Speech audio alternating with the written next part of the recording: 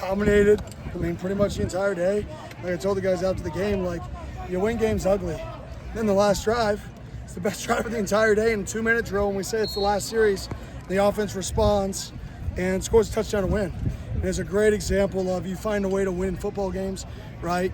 You're in a rut the entire game. At the end of the game, you figure it out on offense. Defense, you kept us in it so our offense could figure it out. And I thought it was a really good day. Ward dialed up a lot of blitzes. Is that part of the thought you get today? Yeah, I mean, we want to be a team that pressures and attacks. You know, we want to attack teams. We don't want to be dictated to. So that's something that we just believe in. And the older of a group we get, the more we can do. How do you feel like this group responded to the adversity of the conditions? It's always something you look for during this week. Yeah, I mean, I thought they did a good job. I mean, this was practice 6 in a row. So this is our longest stretch, obviously, at camp. From here on out, we really only go 3-day stretches. We more simulate game weeks in terms of like light, heavy, somewhat heavy, off, light. So we try to simulate a game week scrimmage. But from this point, this was the longest stretch, and I thought the guys had good energy today.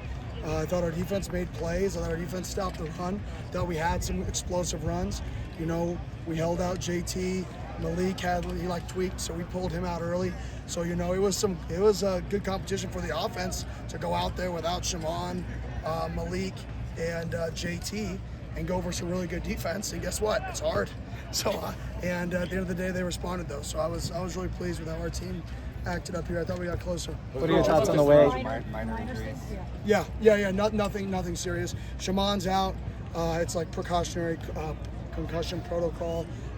So he's on his way back. Like he was already jogging around today. And Malik's precautionary as well. So yeah, those are, like I said, we're trying to be safe, especially, you know, with even JT, you know, day 4 on this turf.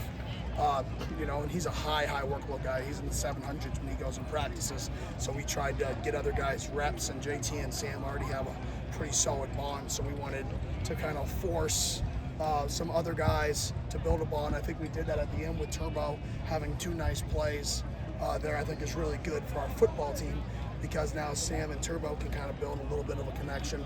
Looks like they are building it. Coach, how about this crowd up here? How about this crowd today? Thousands of people. Yeah, this is unbelievable. I mean, how could you not get excited to play in this? So, yeah, our guys, they enjoyed it up here. I mean, that song, the whole fight, team slide or whatever, that was one of the songs that Sam's team and their team created for our little fight song remix, and it caught on so heavy that like we just sing the regular fight song to the fans, and then they're over here singing this like remix fight song that they created out here for fun, and that's what I told them going into the season. Like you should be creating memories this year. If you're not creating memories, right, then who cares, right? Football season is supposed to create memories, good, bad, happy, sad, right? And I think that moment on the field on that Thursday night, you can tell it was a memory because they're thinking about it on Saturday after a scrimmage. What are your thoughts on the way? Offensive line is progressing. Yeah, I think they're progressing well. I mean, obviously, when you have a guy like Leaf back there last year and the snaps are right here every time, that's something that is a big challenge. It's not just sacks. I mean, it's not just bad snaps that, you know, people look at. It's how do you throw a screen game if the snap's not right here? You can't do it efficiently. You can't throw a screen game from up here. How are you going to throw the ball from up here all day at quarterback? How are you going to throw it from down here? How can you run zone read game? So snap location, if you're a gun team, is probably one of the most underrated things people talk about. All people think about with centers is, was there a fumble, right? It's not kicking. Like kicking, you either make it or you don't. Snapping is not like that.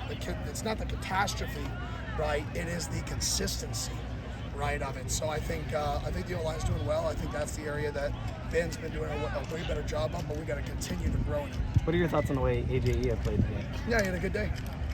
You know, some people I expect to play well.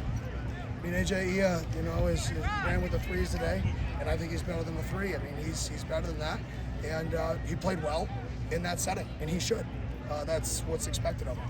I feel the young guys responded. I thought, I mean, not much embarrassing plays, I would say today. Not tons of full starts. We had one horrible full start in the red area, but I mean, we looked organized. We looked efficient. We didn't look like a cluster for the first scrimmage, live scrimmage with no coaches on the field, none of it. We looked efficient. We have a long way to go, though.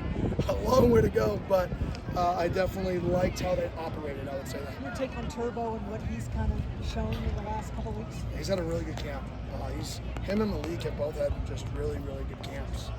So you saw it today. I mean, he can't throw the ball at the end, but it's part of him growing. I mean, he's still a sophomore, so that's part of it. But I mean, big play at the end. He responded to Hines ripping his butt for throwing the ball down with a touchdown 2 plays later. So I think that's what we look for as a coaching staff, is which guys can get rattled and which guys just make the next play.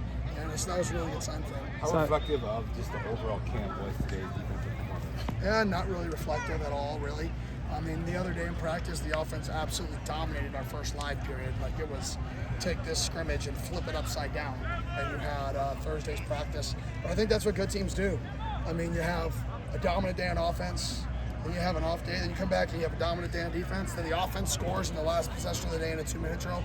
I think good teams go back and forth and have their days, and then the offense is going to be pissed, and they're probably going to talk about how they got to respond, and then hopefully they have a better day. So I think that's what good teams do. Good teams go back and forth. So you and Sam having some conversations on the sideline, I guess. How does he kind of communicate with you? What's kind of that dynamic like? I mean, I just asked him, what do you see? Why'd you throw that? Why do you like that? Would you play a different call? Why did you not work this side of the field? Why didn't you change? Why did you change this pro? Why didn't you? I asked more questions than actually tell him what to do. At the end of the day, they're going to see the game how they see it, right? They may never see it like me. That's not my job. My job is to understand how a quarterback sees it, not get a quarterback to see it like me, right? And if I understand how they see it, maybe I can tweak how they see it in their own way that is closer to me, but not the same way. You can't coach everybody the same. Not everybody's a robot, right? So I just like to listen and get feedback from him, and then give me what I saw, and then ask him, well, if you would have saw that, what would you have done different or anything? And I just like to communicate. I think it all starts with what he sees. Kendrick and Boogie are two newcomers in a secondary room that lost kind of their biggest leader last year in Shamar. How do you feel like those guys have adjusted to defense? Yeah, I mean, they've done a great job. I mean, X and Rouser were two of the biggest leaders on our team last year, as well as Shamari. And but those guys have stepped up really good. Boogie had a big play today. I mean, our depth is pretty good. It's better than it's been in the past. And I think that's a testament just to Coach Joe, a testament to the culture that's been created here that people want to be a part of, and that people aren't scared to compete here. Coach, you said you had a long. You hit me. Coach, you said you had a long way to go yet, but do you feel like you got accomplished what you wanted to get accomplished out there? Something red on your back. Yeah, I'm sweaty. I do feel like we accomplished what we wanted to accomplish. I mean, the guys I think they're closer than when they came in. We got to tackle live. We made tackles. We didn't allow a big play. There wasn't a catastrophic explosive from the defense. We had some big runs, but we didn't allow that big play to happen, which we did the day prior.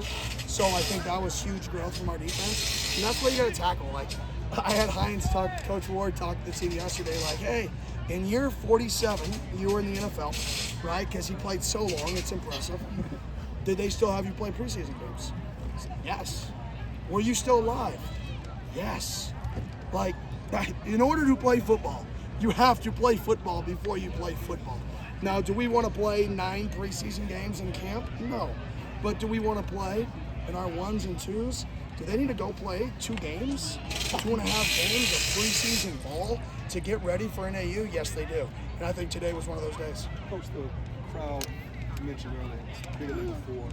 His earliest memories are going to be big crowds, not watching the crowd grow. What's it mean that his first memories are going to be? What do you think? Is it a big crowd today?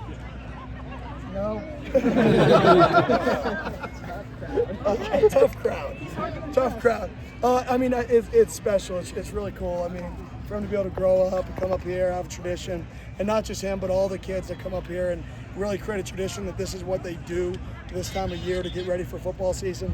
I mean, this is the biggest crowd that I've ever seen. I mean, you guys have been coming here more consistently than me. I think it just shows how excited this city is for ASU football. Thank you. Thank you. Appreciate it.